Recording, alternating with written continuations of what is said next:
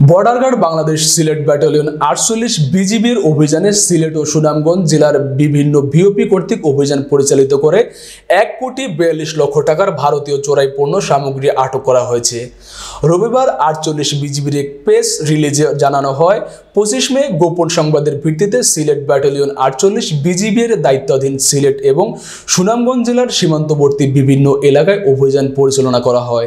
এ সময় অভিযানে বিপুল পরিমাণ ব্লেজারের থান কাপড়, skin shine cream, sunglass, three piece, বিভিন্ন প্রকার sari, lehenga, Pond's, face wash, hair oil, chocolate, জিরা, নবরত্ন পাউডার, সুপারি এবং বাংলাদেশ হতে পাচারকালে শিং মাছ, সুপারি সহ অবৈধভাবে পাথর উত্তোলনে ব্যবহৃত বাংলাদেশি ১২টি নৌকা আটক করে বিজিবি সূত্রে জানা যায়, আটককৃত মালামালের আনুমানিক বাজার মূল্য ১,৪২,০০,০০০ টাকা সমপরিমাণ। এই ব্যাপারে সিলেট ব্যাটালিয়ন ৪৮ বিজিবি এর অধিনায়ক বলেন, আটককৃত চোরাচালানি মালামাল সমূহের বিধি মোতাবেক প্রয়োজনীয় ব্যবস্থা গ্রহণ করা হবে।